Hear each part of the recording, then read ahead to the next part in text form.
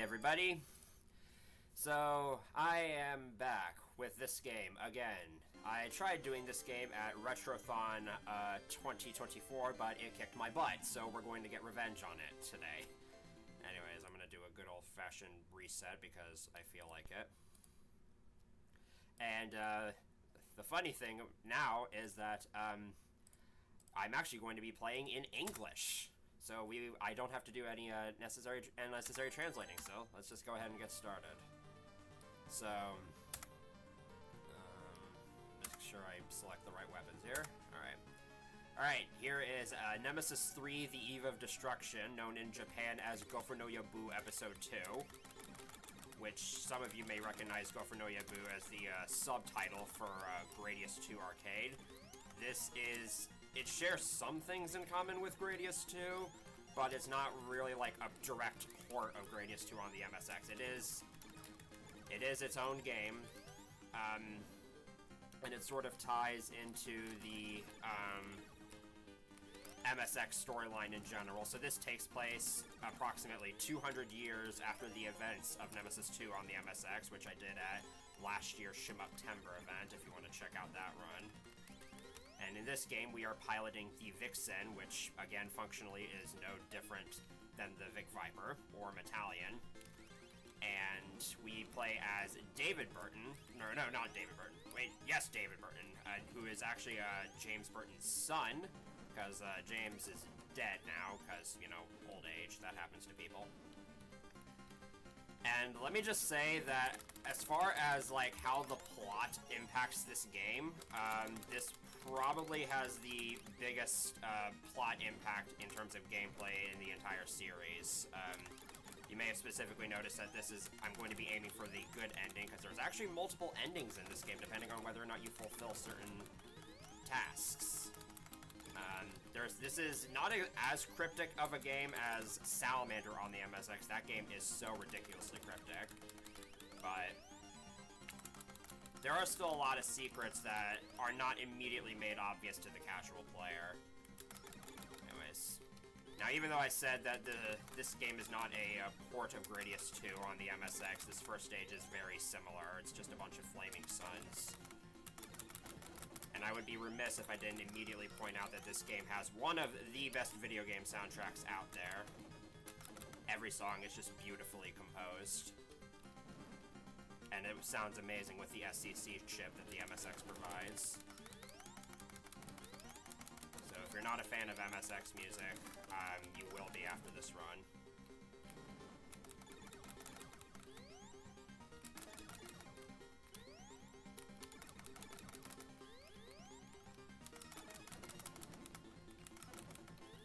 Alright, time for our first boss fight, and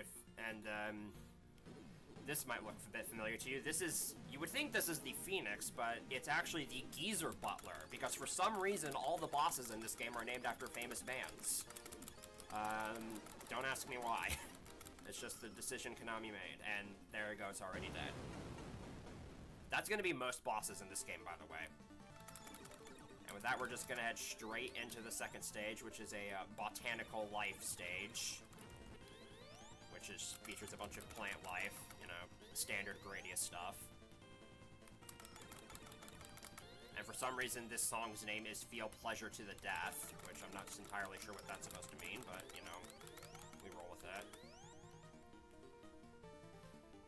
And this stage has these little capsule guys down here, which are kind of stupid. You have to, like, attack them at their very base, and the hitboxes are weird. You might have also noticed that I'm mashing the laser instead of, like, actually letting each beam draw out, and that's just because the reload times of the laser are kind of bad. Alright, so that's, so this is the first of many secrets of this game, is that it has hidden power-ups. So, hidden power-ups, you have to hit, like, a small square area. There's usually about 2 or 3 locations per stage where they can be in, and I believe, which locations they are randomized on each playthrough, but which weapons you get is dependent on which ship type you're using. So I'm using Type 2 here, which The main advantage is the photon missiles, and also just the regular laser is way better than the ripple laser.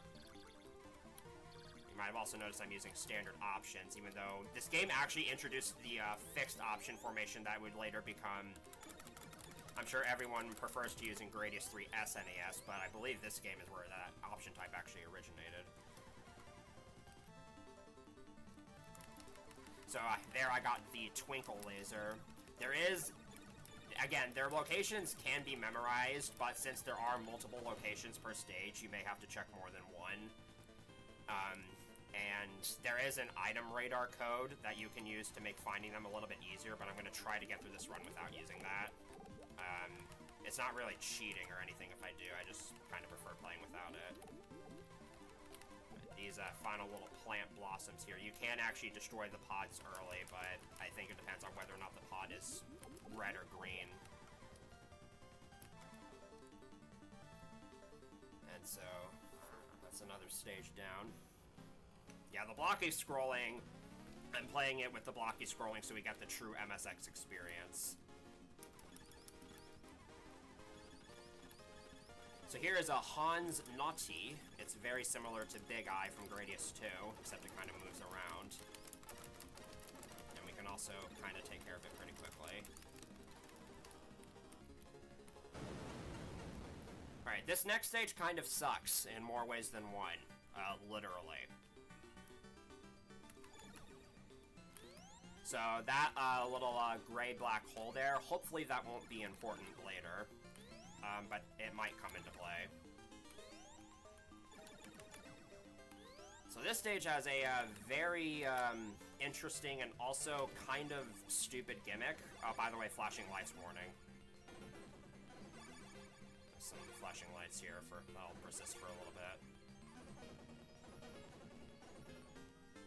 So this stage is sort of like a gravity nebula sort of base stage. With one of the best songs in the game, but unfortunately the stage itself is not that fun. So see those like purple wavy areas? Those are areas where the planet's gravity will actually pull you towards the surface. Ideally you want to stay out of them as much as possible, but for this first section you're kind of forced to go through it eventually. You also have a bunch of enemies that are really, really annoying. So my strategy here is just going to be kind of pick a side and commit to it. Because switching directions can be very dangerous if you're just holding a direction. And then I'm just going to stick to the front of the screen here.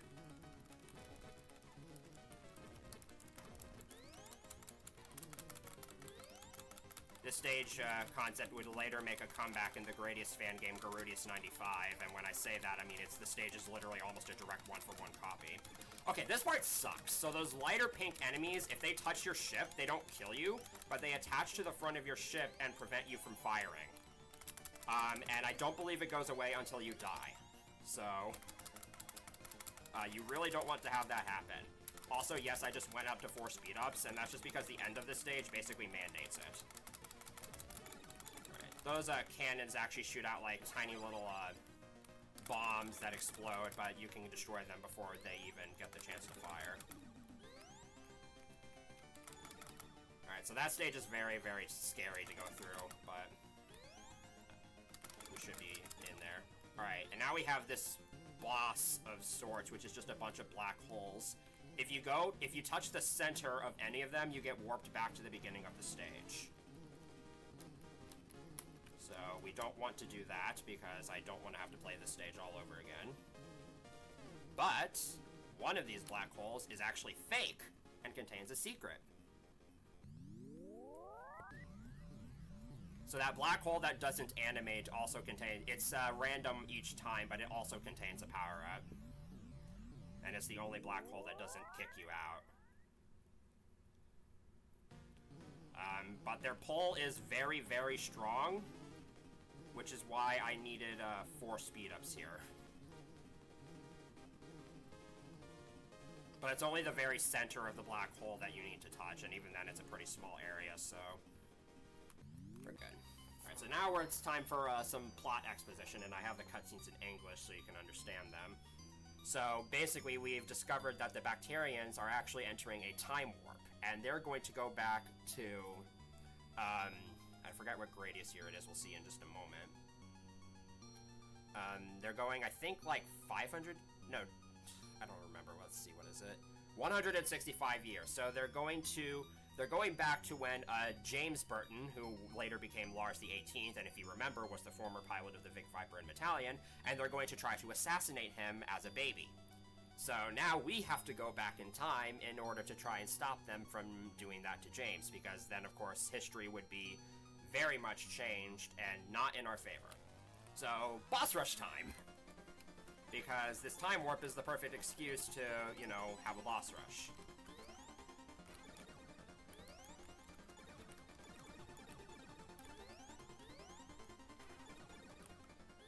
And these are all bosses from the previous MSX titles, so we're starting off with good old Tetran.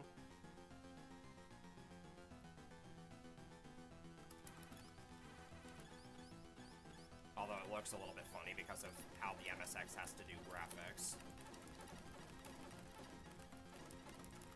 Alright. So one of the 4 bosses can contain a hidden power-up that's only available after the boss is destroyed.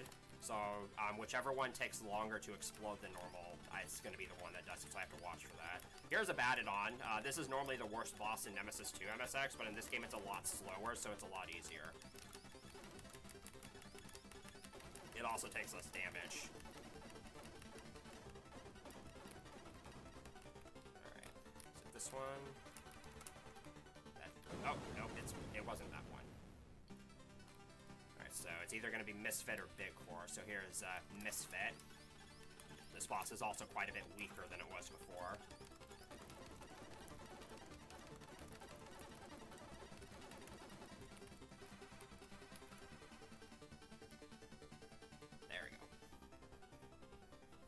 That's actually going to be the last hidden power-up I get, because this hidden power-up is going to be the up laser. And the up laser is obviously something I'm going to want. If you've ever played, like, Gradius Rebirth, or if you've ever seen, like, a run of Nemesis 2, you'll know the up laser is very, very useful. And now we have our good friend Big Core. And Big Core is Big Core. We don't really... You know how this goes.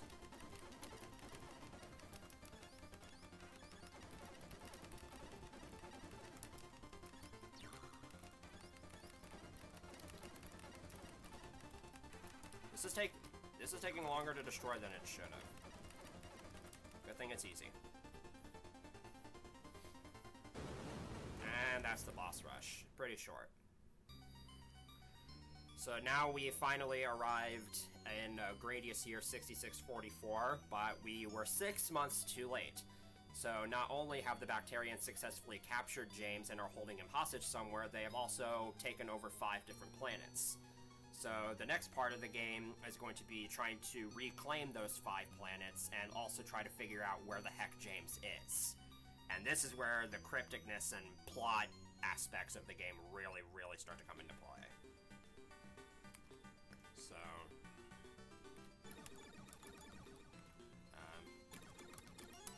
yeah, I'm just gonna recharge my force field there. That was actually kind of risky to go for.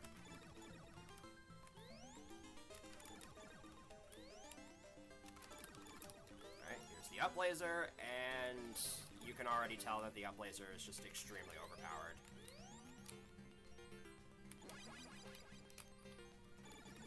So stage 5 is a Moai stage. Who would have thought? Except these Moais are not exactly your standard Moai head statues. They're like... I guess they're supposed to be like mechanical Moais in a sense. It's really hard to tell because of the graphics, but... you can kind of see that there's, like, some wiring to them. And some circuitry and whatnot.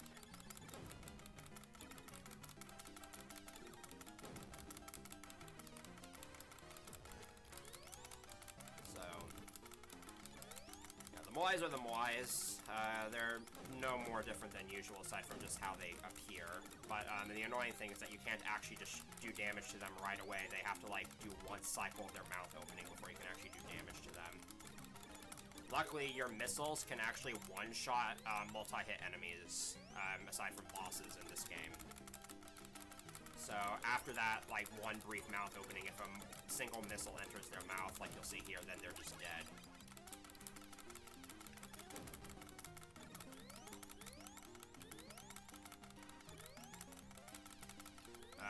So about some of the other weapon upgrades, in case you didn't really notice, the other weapon upgrades I got earlier were just laser upgrades. They're not really that useful, but I need them in order to get the up laser. So I had to get the first two before I could get the up laser.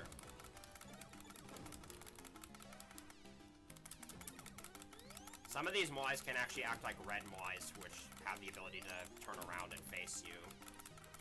But that's very much, like, not relevant at all. And now here comes the first important part. Here's the first important part of this second half of the game, really.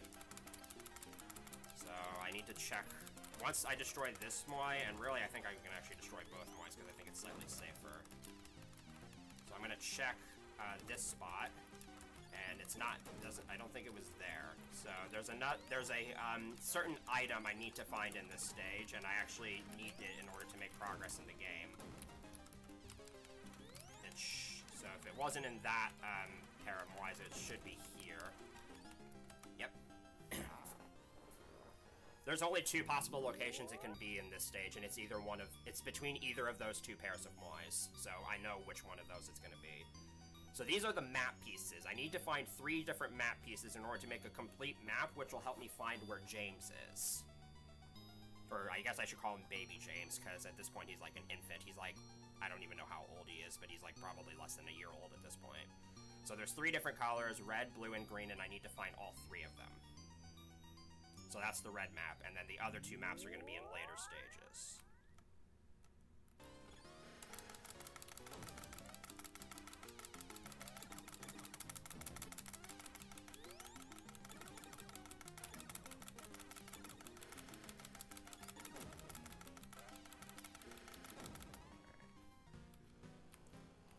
Here's this stage boss. I believe it's called the Armored Giant. Just a giant Moai head. And you can really see the mechanical thing in this Moai head. Especially once I do enough damage to it, it'll kind of break apart. But otherwise, this fight is pretty easy. As are most of the bosses in this game.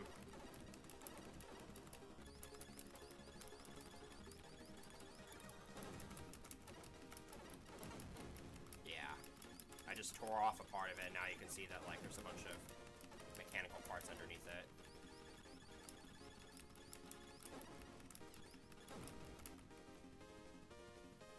And it's dead. Alright, stage 6. This is the stage that screwed me over last time, so let's not get cocky like I did before. I actually have the up laser this time, so I don't need to, like, go hunting around in random corridors for it. So stage 6 is a needle-based stage, I guess. I'm not entirely sure if that's what Konami was going for here, but either way, there's just kind of a bunch of needles everywhere.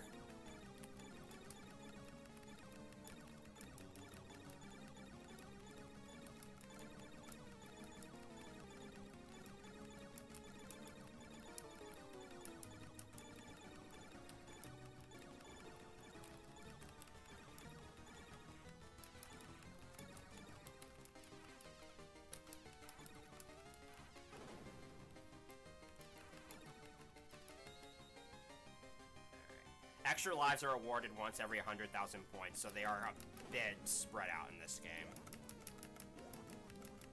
But there's not too much I can do in terms of, like, farming for score to get extra lives, so I just kind of have to be careful.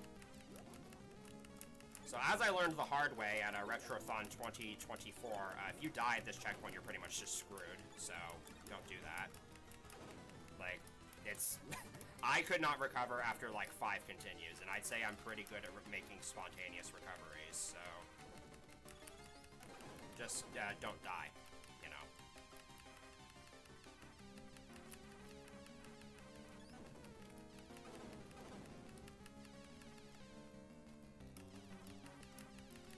And then the rest of the stage is rather simple, I'd say.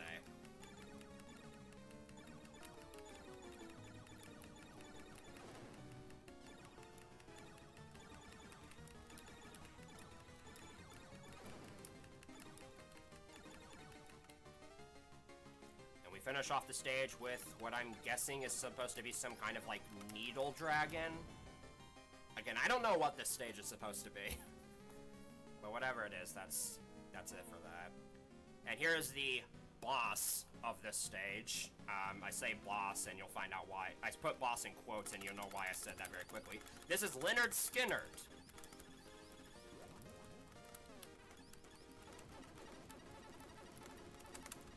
Oh, I didn't get the quick kill. It's possible to one-cycle it, but either way, yeah, that's the fight.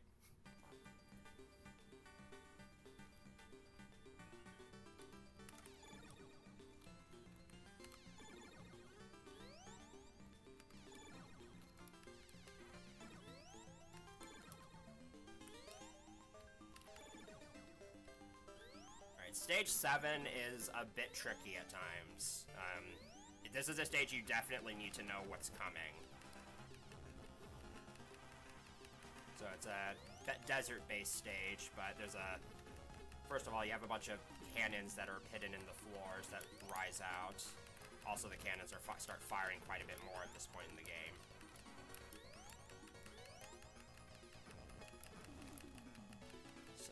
Containing enemy fire is very important here. That's why I'm actually going to use my laser to get a couple of those cannons through the wall, because hit detection is amazing.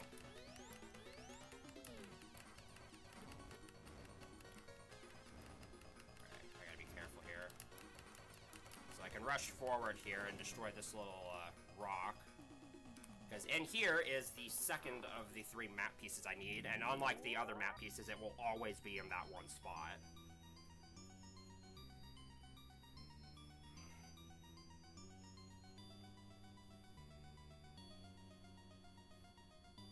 So that's the blue map, and then the green map will actually be in the next stage. I need to get out of here before I get scrolled into oblivion.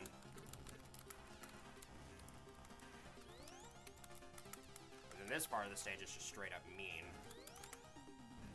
And you'll see why I say that in just a minute.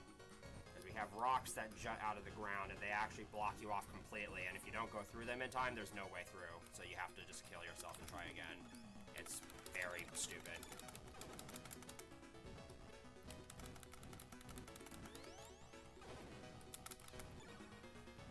Once again, this song is like an absolute banger, so...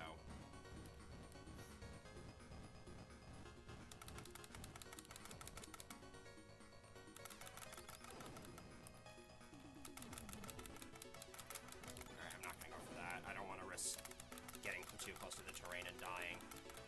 Because this is a stage that's recoverable, but the boss is a lot trickier if you don't have full power. So I'm just not gonna take that chance.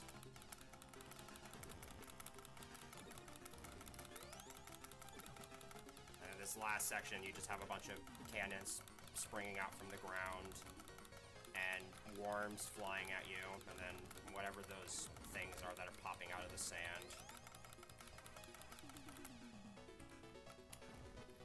And here's the boss of this stage, and this boss is one of the primary reasons why I'm playing with regular options. This is Triumph Kicks. And if you have regular options, you can just kind of do that.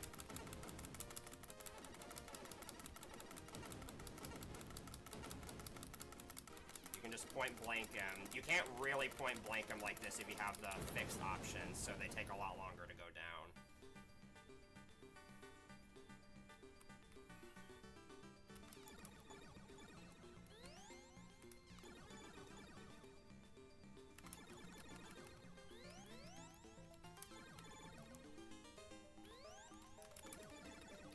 Stage 8 is what I'm assuming is supposed to be this game's cell stage.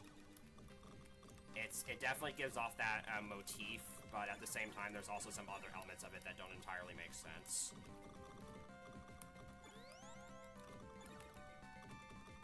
Also, that's a nice waltz-ish song of sorts.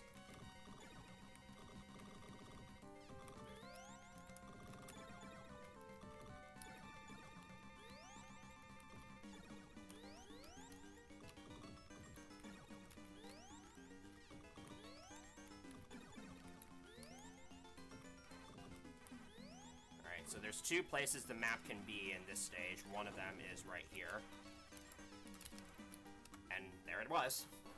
So So that's the third and final map piece that I need. Which, again, I need all 3 map pieces in order to actually get to the end of the game. Because the map pieces are what will ultimately help us find Baby James.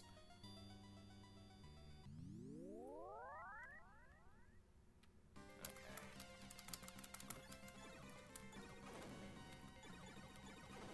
So, I don't have to worry about those anymore. And that downward compartment down there, that's where the map piece would have been if it wasn't in that first one. Now, if you play Gradius Rebirth, this section might look a little bit familiar. It's pretty much just the same thing. And it is possible to skip grabbing this hidden power-up, which is the down laser, which I'm never going to use. But just for safety, I'm just going to go ahead and grab it. The tunnel it's in, it's random, and you can just barely go around it, but I don't want to risk, like, crashing into anything. So yeah, you're going through these little corridors while a bunch of those blobs come at you from behind. Unfortunately, unlike Gradius Rebirth, none of them give power-ups, which makes this a stupid section to recover from.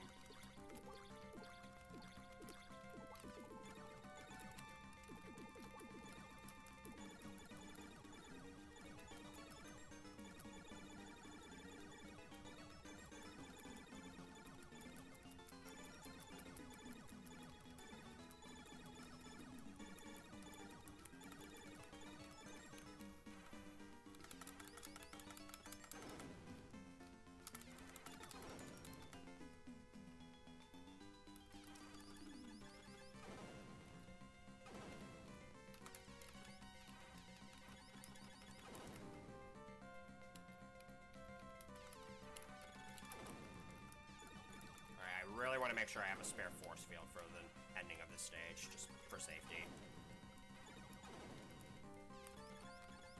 So I don't want to accidentally grab any power-up capsules here. And then this last part is kind of stupid, but I can kind of cheese it.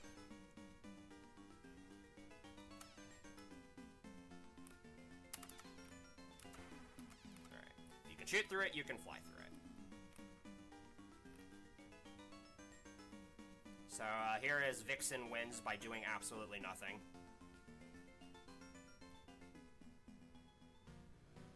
I do have to move forward in a little bit, otherwise I'll take a minor hit.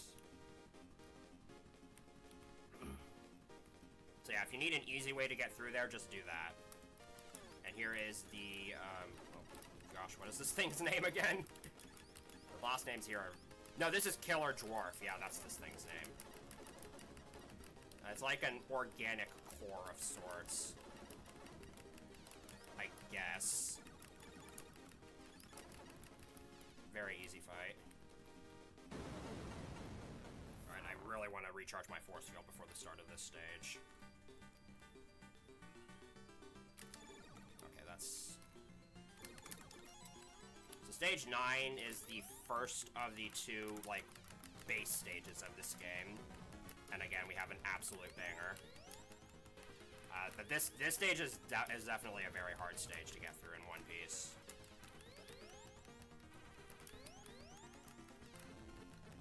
There are cannons firing at you all over the place.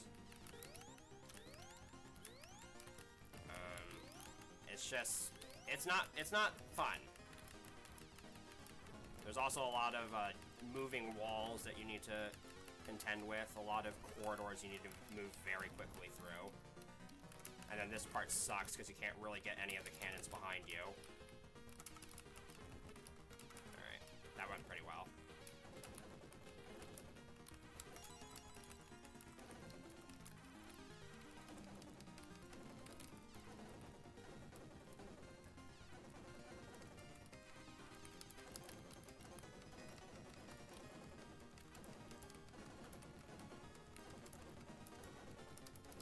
So, general rule of thumb for the stage, which, if you see a corridor like this, fly through it immediately, because more than often than not, it's going to be a door that's supposed to shut off.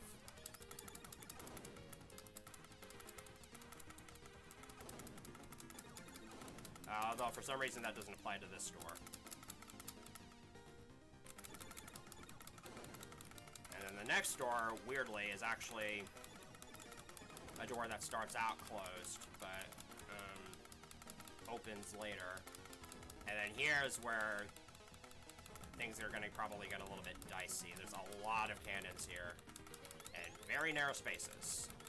And your force field doesn't have a whole lot of health. And it's really hard to keep a spare force field here.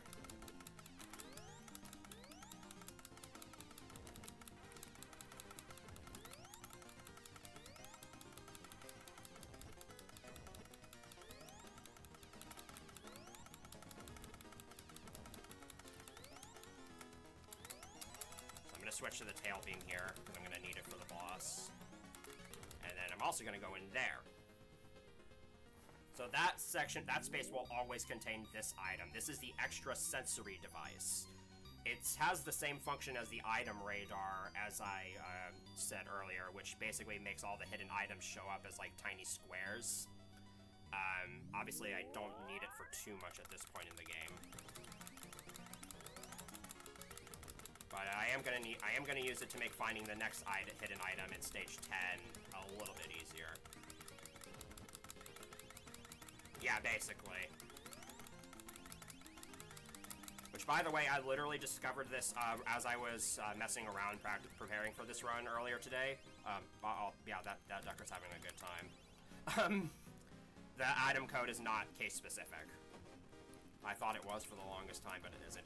Here is Crab Warlock. So, have you ever wondered what the Shadow Dancer bosses might look like on the MSX? Well, Konami gave it a try. And I'll let you be the judge of how well it works. It is as janky as you think it is.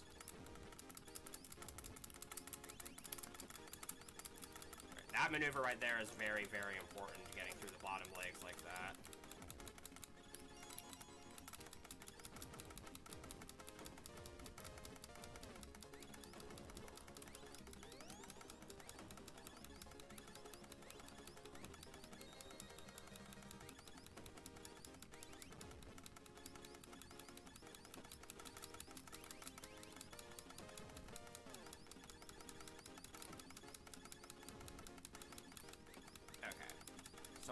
I probably went through that a little bit earlier than I should have, but once you get to the right side of the screen on this section, you're safe. Because Crab Warlock will never go all the way to the right again. And this is actually the strategy you want to use, because Crab Warlock doesn't stop before switching directions, which makes going back through its legs and back very janky.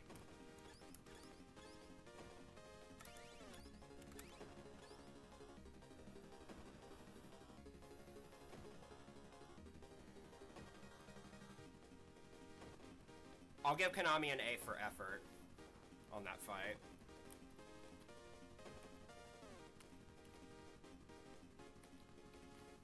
So, at this point, if you don't have all three of the map pieces, the game will actually make you replay stages 5, 7, and 8 until you find all three of them. And the extra sensory device that I got can actually help you with finding those. But since I already have all three of them, I can just go straight to stage 10. Which is definitely a tricky stage.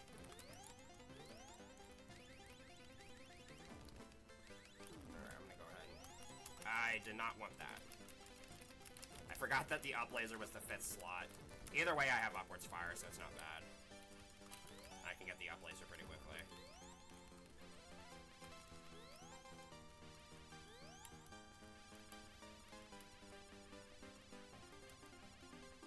So this stage is where it is decided whether you get the good ending or the bad ending.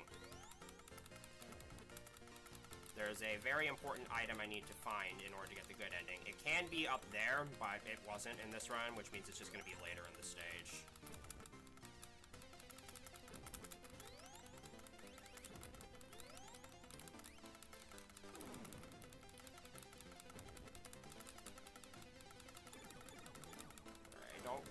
That I have only one hit on my force field left, but that doesn't matter, because now I have a spare.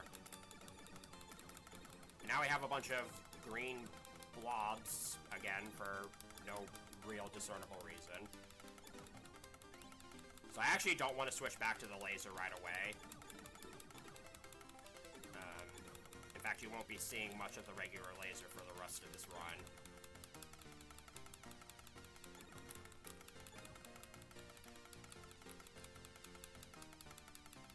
Alright, and the reason why I don't want to use the laser right away is because of these things. So if you shoot lasers at the front of them, they actually reflect the laser back at you, which can kill you.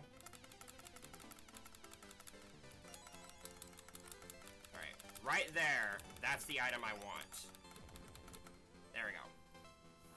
So now that I've got this item, I'm basically confirmed to get the good ending, but of course I have to actually make it to the end of the game. And we'll see what this item does in a little bit. We still got quite a ways to go until we actually finish the game.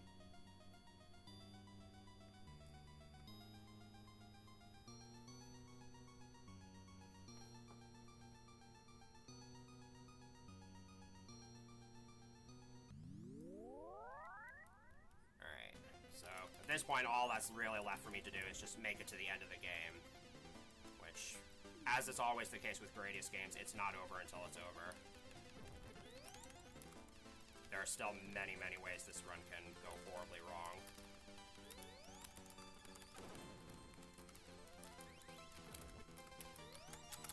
These tentacles are really, really annoying, because again, you can only hit them, like, at their base.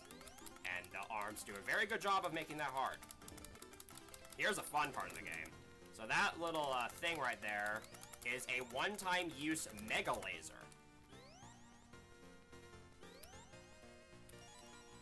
I only get one shot with this, and I need that to get through this giant freaking wall.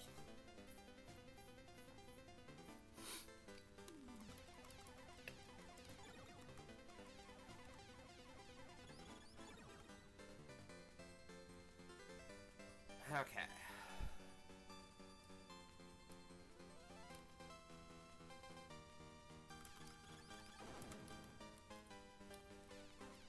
So, now we just have some arms in the walls, and again, missiles can one-shot multi-hit enemies, which makes them less of a threat. That ducker, that red ducker has a blue capsule, which I'm gonna want. Alright, here's a very stupid part of the game. This is the worst part of the game right here, in my opinion. So this path has a dead end, but which path is the dead end is random. So you have to hang back and wait to see which path is the dead end before going through that. I learned that the very hard way in my first ever 1cc of this game. So yeah, it will not always be the top path. Sometimes you have to go down the bottom. So yeah, whoever designed the game that way should be fired, honestly. And here is Queen Zerky. This first phase of the boss is just kind of a slightly less aggressive Abaddon. But also every time you shoot its barriers, it returns fire. And I am using the tail gun for this fight. And you'll see why in just a brief moment once I destroy this first phase.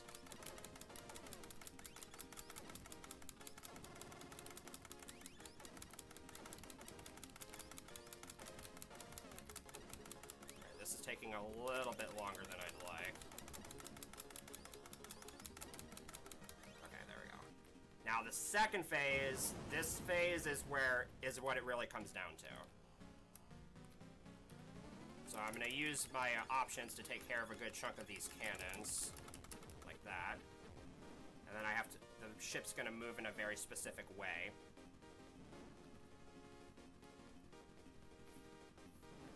And that first cannon, I do have a shield on me, which is good. But Queen's Reich, that's how you pronounce it. I always wondered how you pronounce it. But, that first cannon, I kind of just need to get lucky with, because it needs to not shoot me in a way that I can't immediately get around, but... Alright. And then we just kind of go nuts on the barriers, and it also returns fire, so I'm going to try to be a bit careful, because I don't have a spare force field, and I only have one hit left. But, sprite overload. And that's basically the game. Once you're here, there's really nothing stopping you, because if I die at this point, then I just respawn at this checkpoint.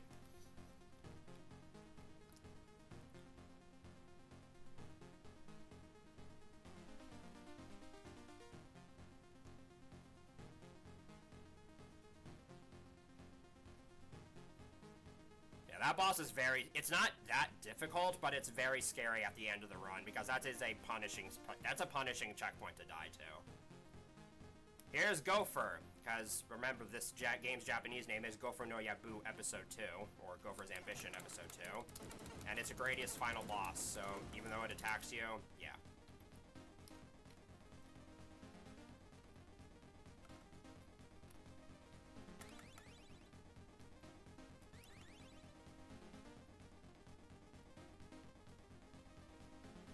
So, at this point, we finished the game, but we still have all the ending cutscenes to go through.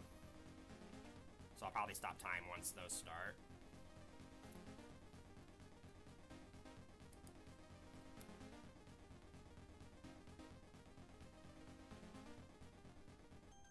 And there you go. So that's how that game is supposed to be played. Glad I was able to get that. So, there's your redemption run. And now we get to see how the good ending plays out.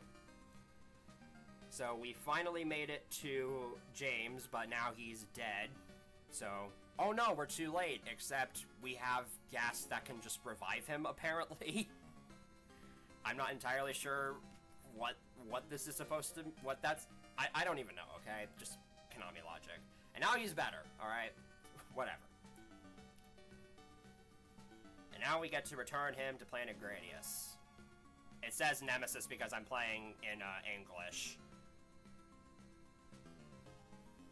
Also, this song is absolutely beautiful. I've shouted them out many, many times, but Laser Trap Productions has a piano arrangement of this song, Trust Me, I Will Save You. Go check it out. This song is absolutely beautiful on piano.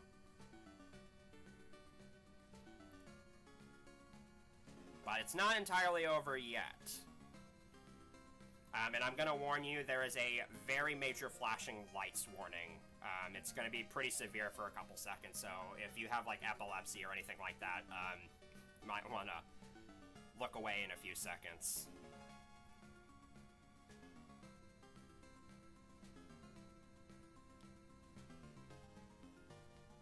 Because this is where things start to hit the fan.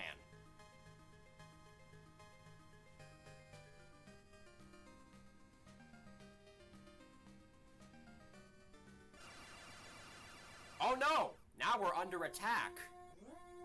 But who could we be under attack for? Because now we're just catapulting through various time, apparently. Now the year we're in is just oscillating rapidly. Who could it be?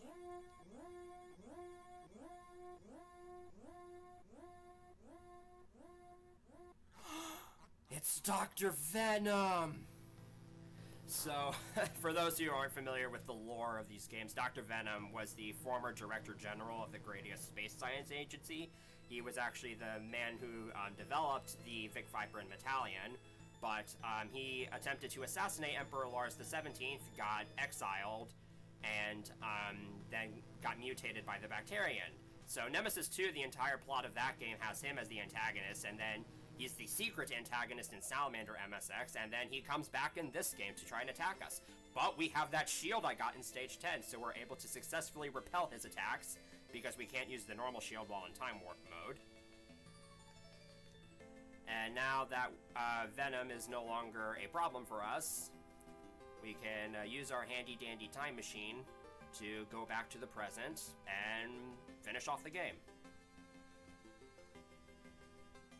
So there you go. That's Nemesis 3. This game is definitely way more approachable than Nemesis 2. If you've seen that game, you know that game is also much longer and a lot more stressful. But yeah, this is still not a very easy game. So I'm glad I was able to get a second chance at this and ultimately show off how to actually play this game. And Finn. best way to end the game. So I'll just continue letting this song play out because this song is also amazing. Definitely one of the happiest ending themes of all time. Just listen to this game's soundtrack when you're on your spare time. It's just absolutely beautiful. I love every single song from this game.